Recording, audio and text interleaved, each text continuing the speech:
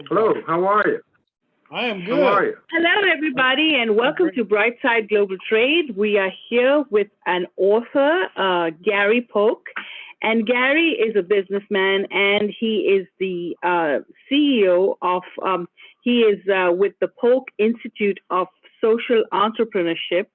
And he's written an amazing book, and it's so, the timing couldn't be perfect, about why do entrepreneurs fail to win. So, Gary, I'd like you to start by introducing us to you and about your Polk Institute of Social Entrepreneurship.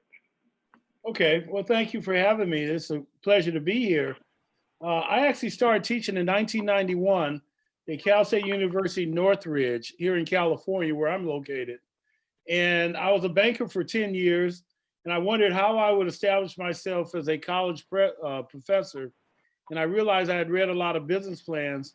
So I decided to teach my students how to write a business plan. And because I was a banker, the most important part would be the financial plan.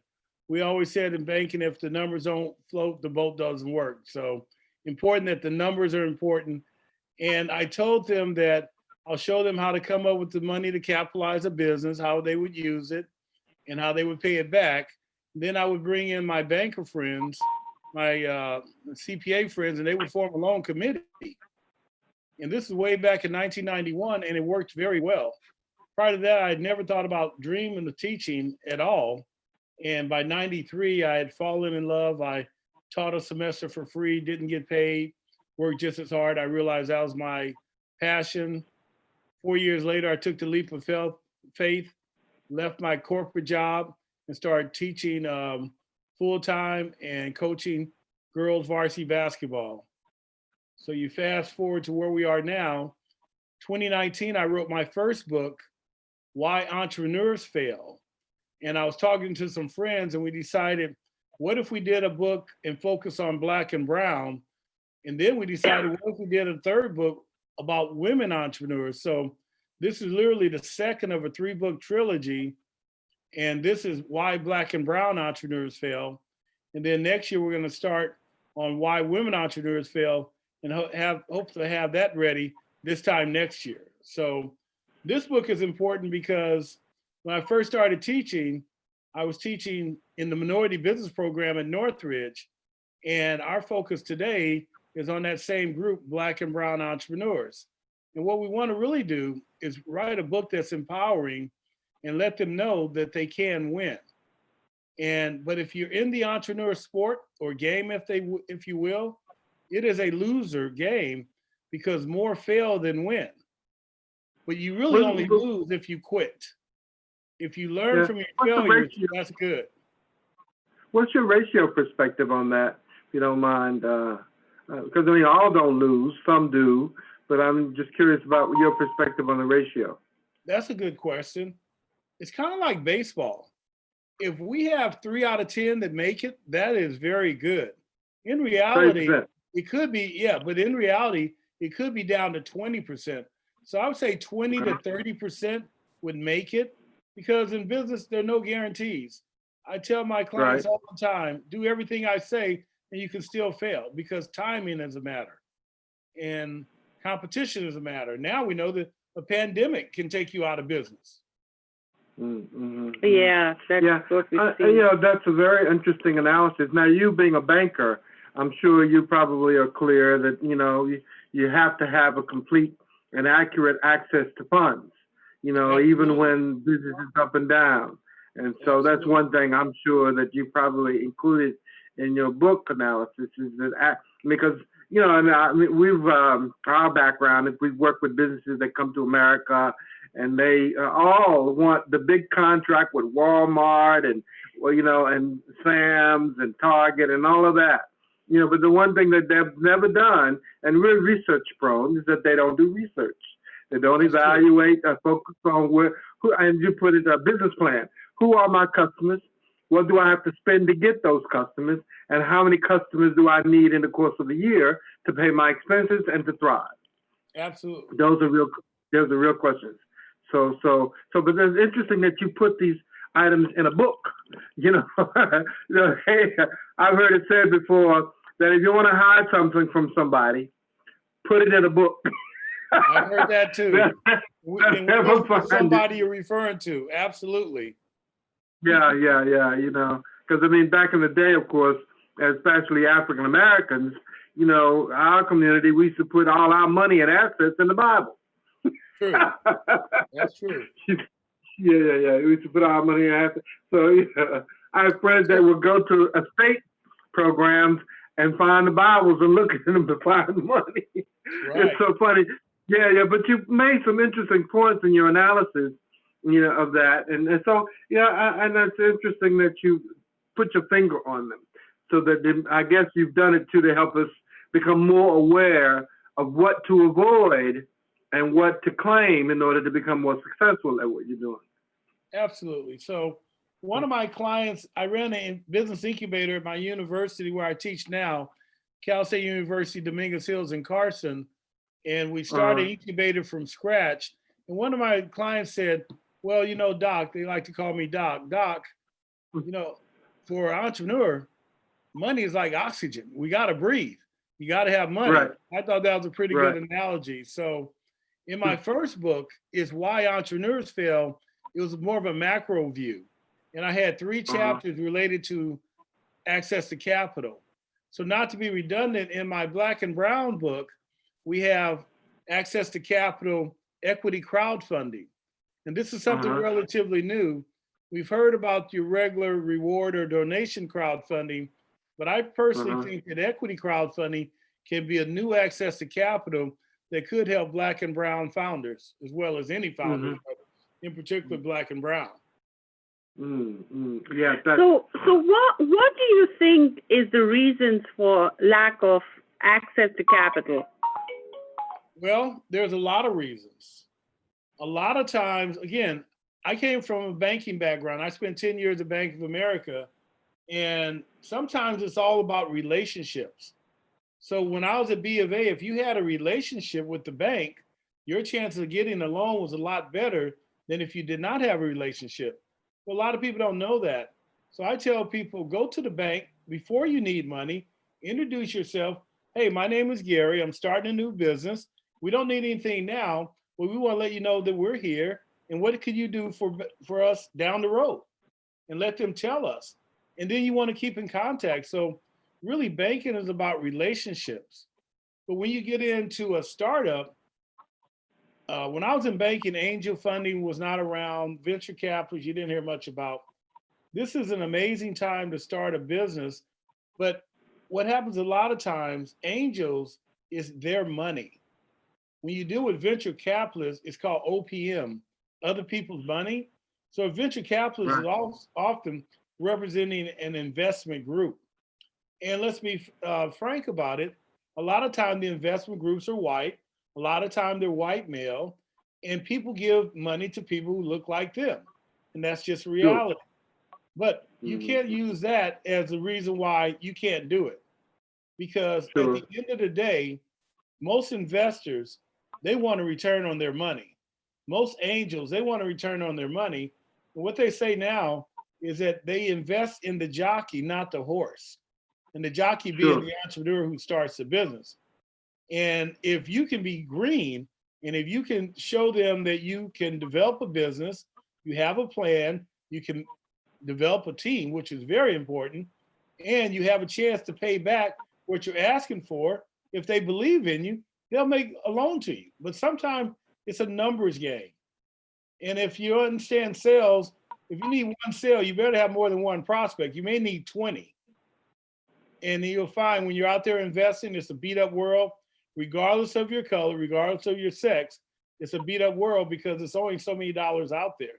So it's very competitive.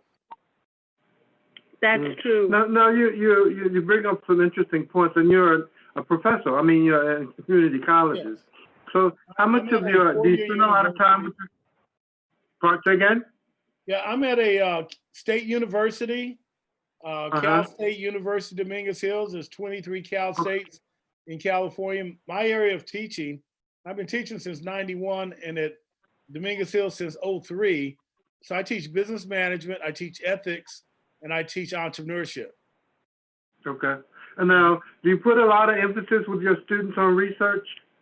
Oh, absolutely. So what Mm-hmm. we feel is that the old business model of build it and they will come is broken. So Yeah. part of what we do is do something called customer discovery. So you have this idea, you call it a value proposition that you're going to offer certain value.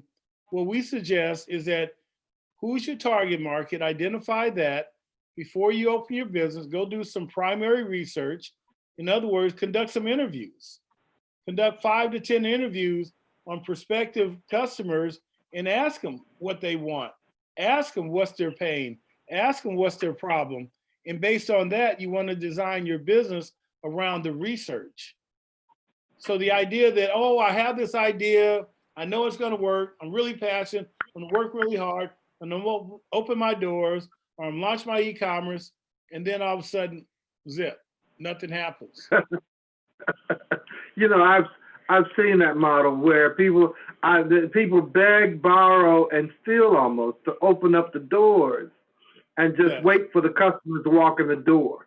You know, and if you don't have a profile for how these customers, one, will find you, two, that you can reach them, because in most courses, I mean, you could stand at the revolving door of people walking by you. And if Yes. they don't know who you are, don't know what you do, why are they going to walk into your store? I mean, you know, it's like Times Square, like, you know, I don't know, in New York, I've you been know, there. you could be at the train station. There are vendors at the train station waiting for people to walk by. You know, sometimes they do, sometimes they don't. You know, and so, I mean, they're little vendor stations. So, I mean, it's very interesting, the profile. But, of course, we're also in the business of getting people smart, getting them up to speed, and Well, that's also what I want to do. Get 'em conjuring smart. a focus for that. Yeah, getting them smart. And getting smart means that you have to ask the right questions. And one, you have to be led to be independent. You know, you have to be led to be independent and making your own decisions. And also, I mean, you know, and I know this, you're not going to have a large profile of customers working 3 hours a day.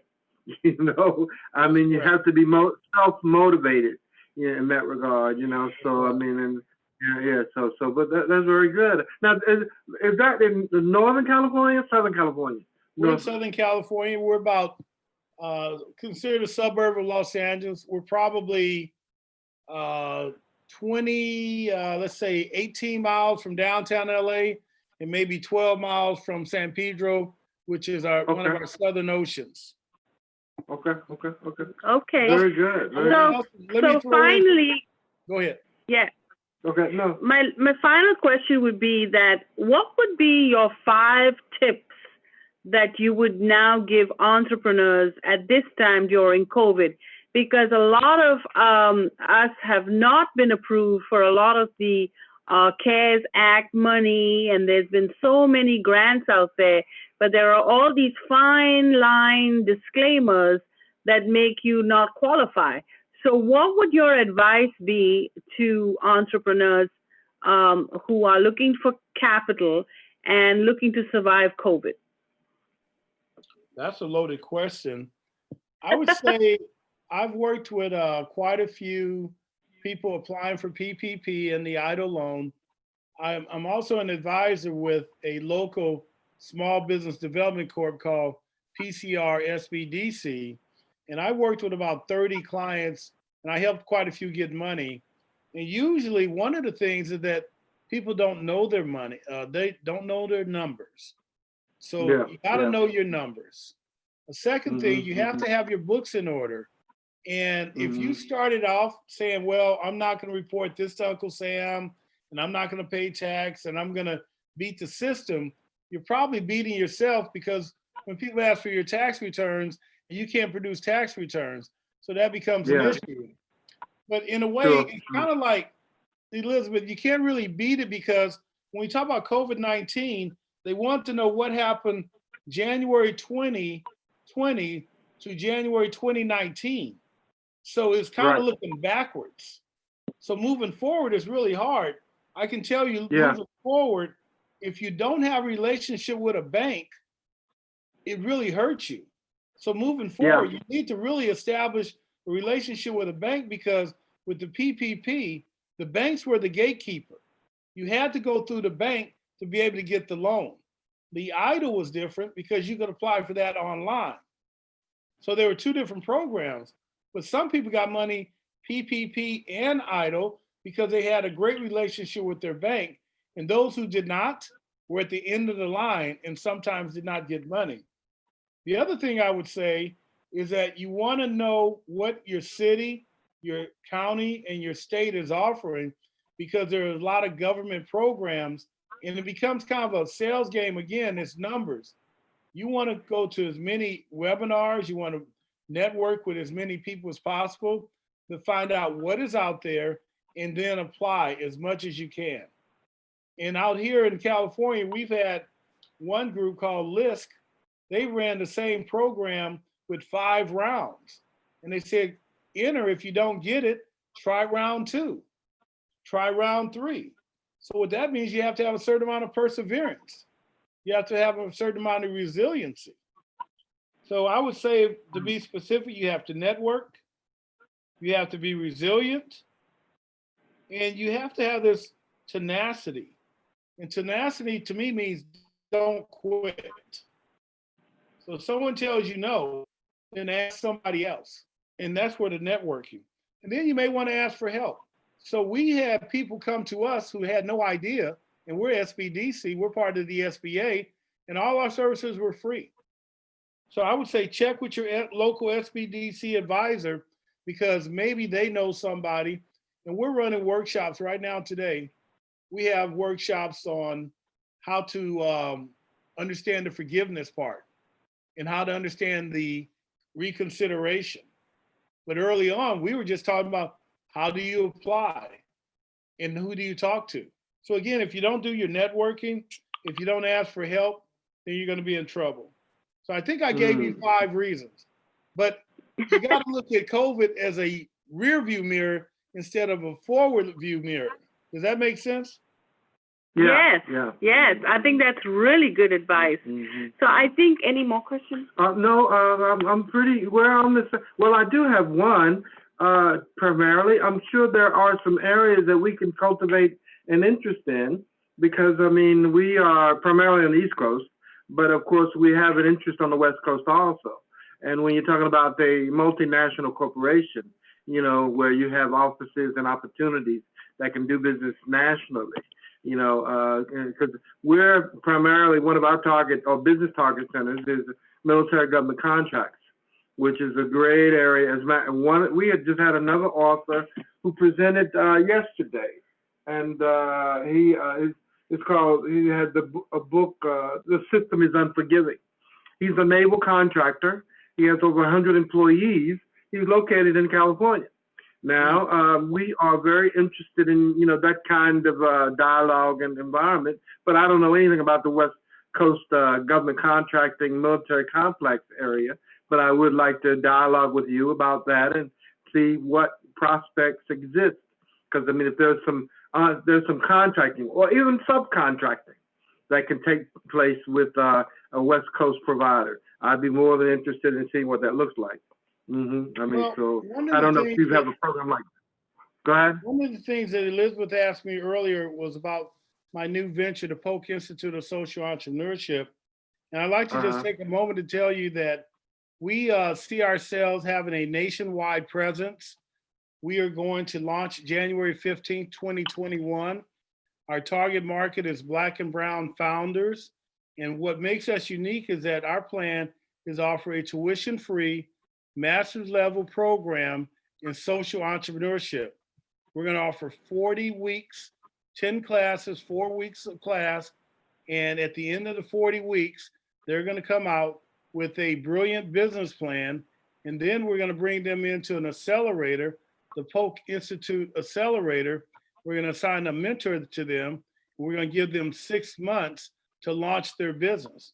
And the key part of that is building a team and understanding your website and how to ask for capital. And then our final phase, phase 3, we're going to help them with access to capital. Nobody is doing anything like this right now, where we're going to provide the education through the Polk Institute Academy. We're going to have an accelerator, the Polk Institute Accelerator, and then we're going to work on access to capital and bring in investors to work with our students and our clients. So our first cohort class, we want 10 Black, 10 brown, and 5 non-Black and brown. So it's really important to understand our target market is Black and brown, but we're not going to be exclusive. If you have a passion for business, if you're coachable, very, very important. You got to be coachable. If you're coachable, we're going to bring 25 Black and brown founders together, and we hope that we're going to make a big difference. Our vision in the next 10 years, we want to launch 1,000 social entrepreneur companies led by primarily Black and brown founders. And if 200 and 300 of those work, there's 200 or 300 businesses that didn't exist that are led by Black and brown founders. And our real focus, we want to develop fundable CEOs that have passion, but also have ethics and high character. And we're going to do it the business way. What if 1,000 businesses hire 10 people? Now we've created 10,000 jobs, but we've also created some amazing legacies. So we're going to teach them how to fish. We're not going to give them fish. We're going to teach them what they don't know about business.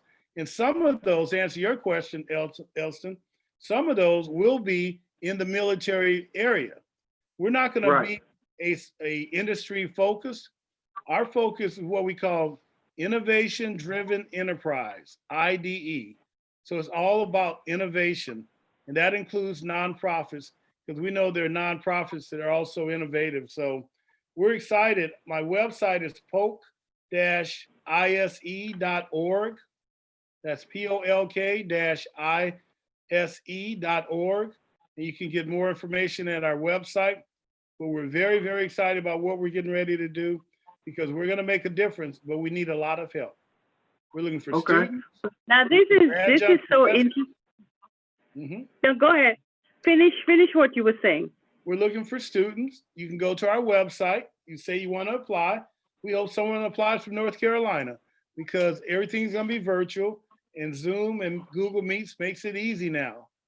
We're looking for adjunct professors who are practitioners who can teach.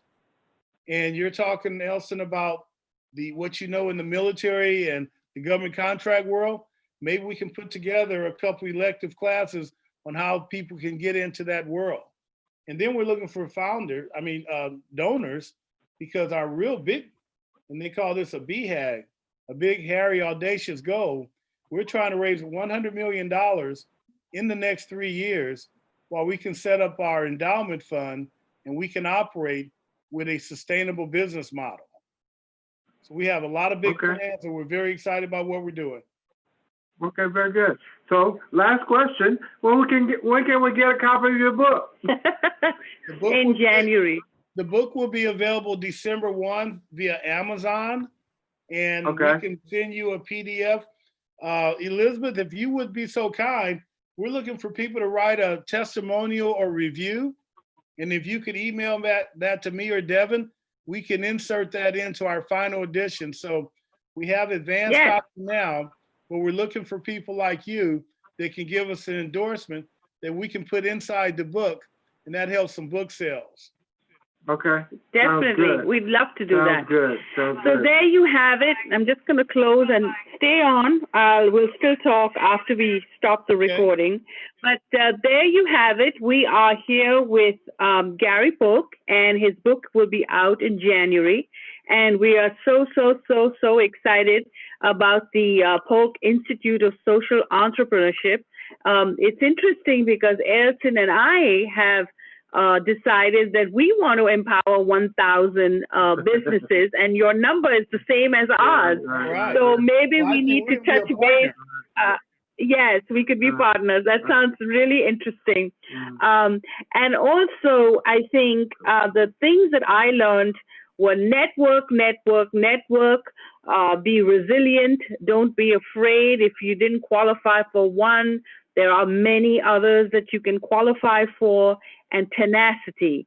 So these were really, really good tips at a very dark and hard time during COVID. Mm-hmm. But we're all going to be doing this together, and everybody's going to win together. So on that note, I'd like to end.